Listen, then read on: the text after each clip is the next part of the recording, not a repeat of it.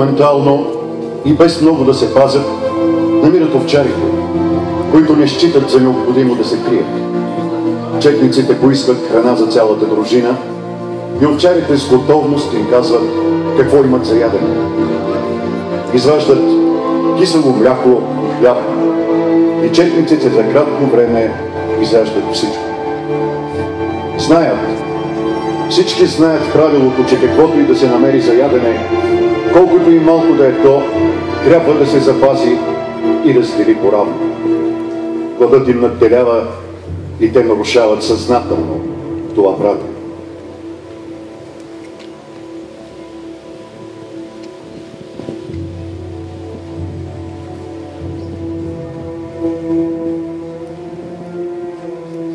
Скоро след това пристига войводата с другите момчета и щом вижда, че първата група са изяли всичко, разсърда се ужасно.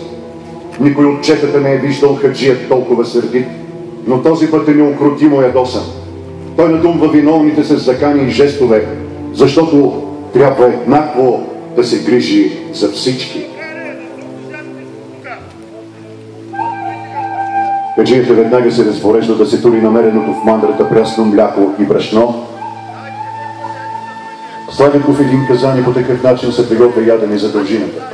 Нещо като каша. Изпраща някой от виновните да пазят страж, другите да кладат огън, за да втаса гозбата по-скоро.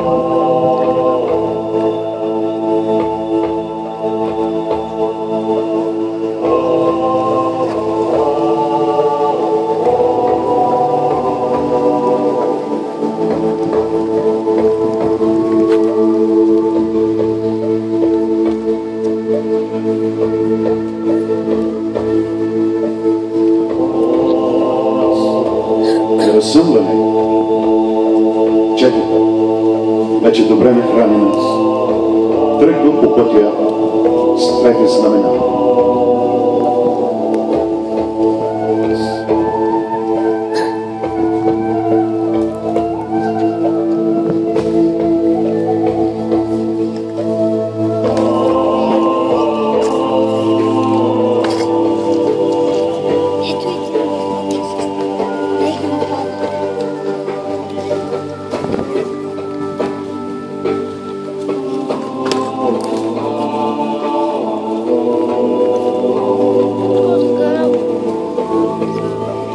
Местността, която избират за почивка, се казва Бузлуч, Мушипчинския проход. Хаджията, който от всички най-добре оценява загубата на Караджата, не може да гледа знамето му, което на всички напомня за злата участ на втория войвода. Хаджият вика при себе си знаменосеца Христо Македонски. Казва му: Христо, сега сме една чета. Една участ ни очаква и за това няма нужда от две знамена. Македонски разковава знамето от кола, който се хвърля на една страна, сгъва грижливо знамето и го прибира в чантата си.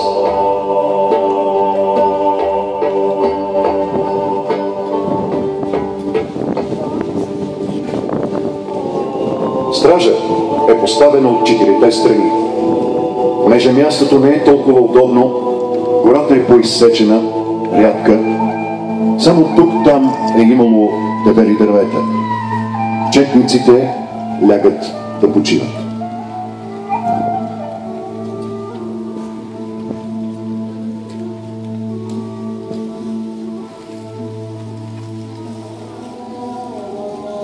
От 2 дни в казанлък около конака се събират на групи въоръжени турци, възбудени от новината, че в Балкана са открити следите на хайдутите, които минали Балкана. Потеря от 500 души силно въоръжен башибозук, поведени от известния кърсердарин Корчу Осман, тръгват към Бузлуджа. Към обяд те доближават Ашката поляна. По западния скат заемат позиция за тиетата на Юзбаши Сюлейман от Казанлък. Обръчът е затворен от около 150 души редовна войска от Търново.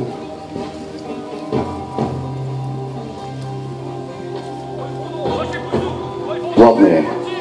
Христо Македонски е на стража заедно с неколци на свои другари. Не след дълго те забелязват движение на турска потеря. Не по-малко от 700 дола са насочени към 30-тината юнаци. Всички от стражата припват да съобщат на войводата и другарите си, да се вземат мерки за отбрана, но какво да видят? Цялата дружина е дълбоко заспала. Развикват се, будят трудно хаджията и като му съобщават, че потерята настъпва, той започва заедно с часовите да буди четницата. Момчетата не могат да станат, вдигат глави след виковете на войводата и падат като пияни. Най-сетне кое смушкане, кое свикане. Те се събуждат, но се изгубва повече от час.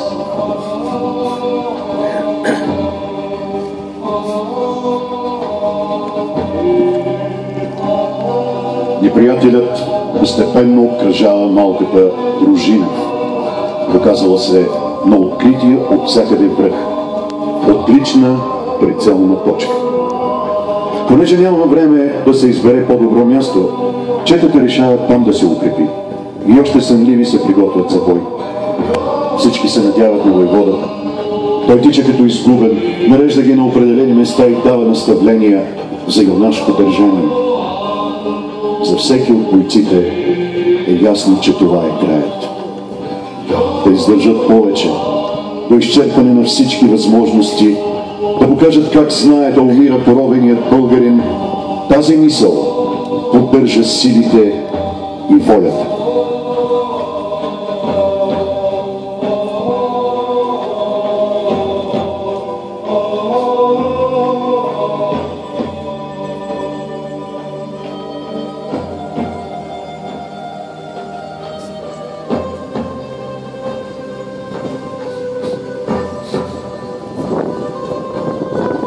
Куршуми политат върху четниците от всички страни.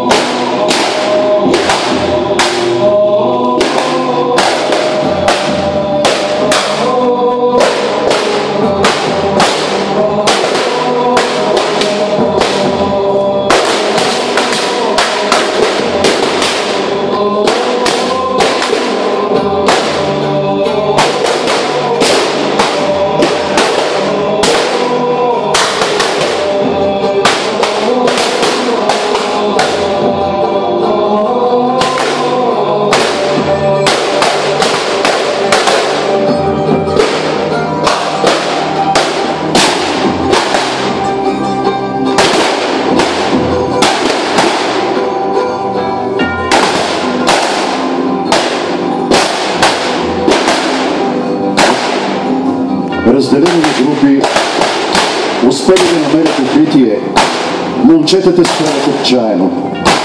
След още един-два залпа, по-голяма част от четата ще бъде избита. Неравната битка продължава над 3 часа.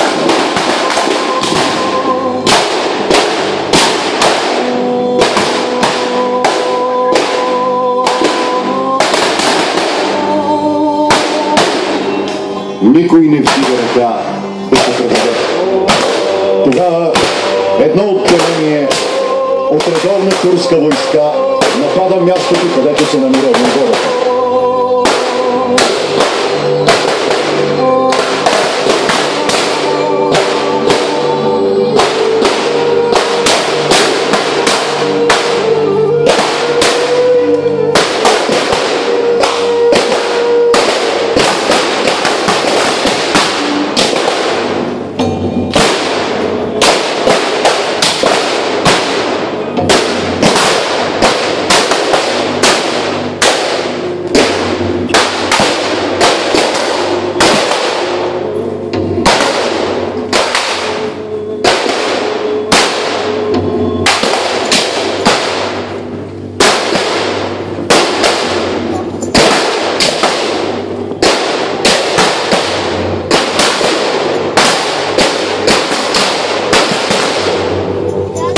Тези напречните минути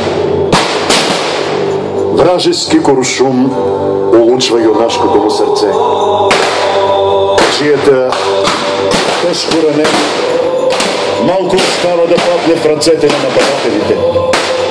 Но въоръжен с револвера си, той се бори до последната минута с енергия, достойно за друго, по-добро време.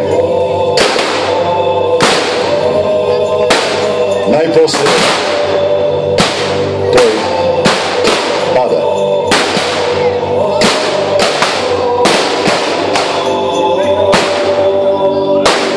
Група от Башибозук настъпва право към чеката.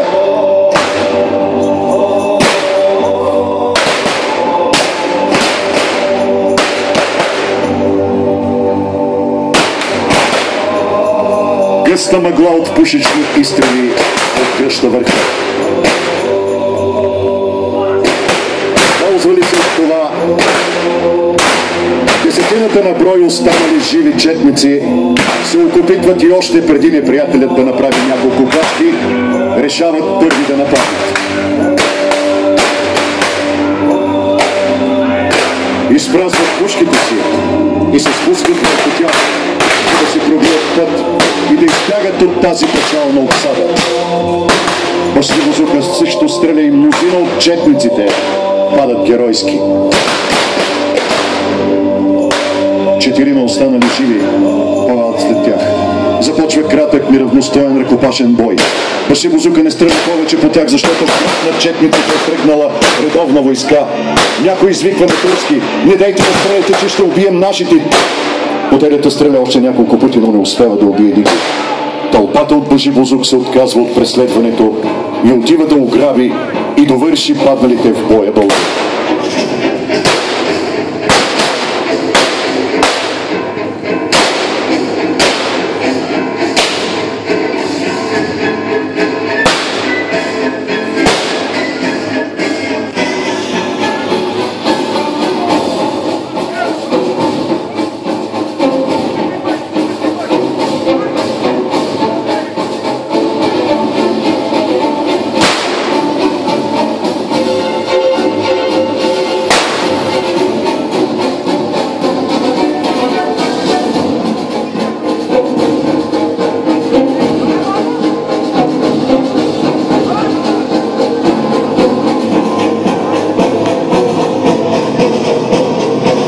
Послали с телата си планинските мъкове, четниците понасят жестоката участ, която всеки от тях смътно е предчувствал, хвърляйки се в боя. Обладани от решимост и готовност за саможертва, те се сражават до последен дъх, до последна капка кръв, показвайки на сънародниците си на Европа и света как се умира, за свободата и независимостта на своето поробено отечество.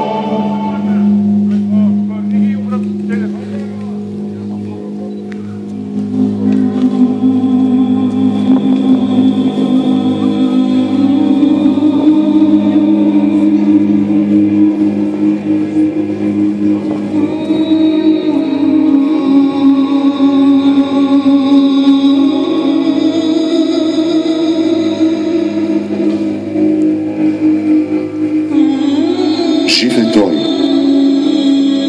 Жив е. Там, на Балкана, потънал в кърви, лежи и пъшка. Юнак с дълбока на гърди рана. Юнак в младост и в сила мъжка. На една страна захвърлил пушка, на друга сабля, на две струшена, очите неят, глава селюшка, уста проклинат цяла вселена. Лежи юнакът, а на небето слънцето спряно сърдито пече.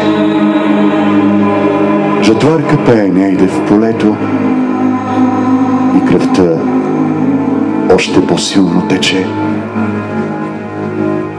Жътва е сега. Пей ти рубините с тъжни песни, грей ти слънце в таз робска земя, ще да загине и той юнак. Но млъкни сърце, тос, който падне в бой за свобода, той не умира. Него желаят земя и небе, звяр и природа, и певци песни за него пеят. Денем му сянка тази орлица и вълк му кротко раната ближа. Над него сокол, юнашка птица, и тя се забра за юнак грижи. И стане вечер, месец изгрее, звезди обситат свода небесен, гора зашуми, вятър повее, Балканът пее хайдушка песен. И самодиви в бяла премяна, чудни, прекрасни, песен поемнат, тихо нагазят в трева зелена и при юнакът дойдат. Седнат. Една му с билки раната върже, друга го пръсне с вода студена, третия го в уста целуне бърже. А той гледа мила за смена. Кажи ми, сестро, къде е караджата? Къде е моята вярна дружина? Кажи ми, път ми вземи душата. Аз искам, сестро, тук да загина. И плеснат с ръце, да се прегърнат. И с песни хвръкнат те в небесата. Летят и пеят, турде усъмнат и търсят духът на караджата. Но съмна вече. И на Балканът юнакът лежи, кръвта му тече. Вълкът му ближе до лютата рана и слънцето пак печели. Печели.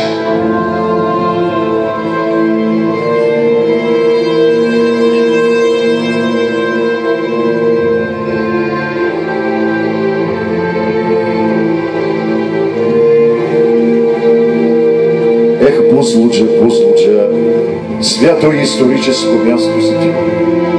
Твоите белокожени букове, студените извори, жълтите сипи и гордите върхове чуха най-напред официално думите свобода или смърт. Ти се показа най-много гостолюбива да приемеш в обятията си 26 души светци. Ти видя кога се появи на земята за последен път зеления байрак, когато полумесецът настъпи на българина, на уморения вече лев. Ти видя как знае да умира българина за свобода, как лее той кръвта си за своето отечество.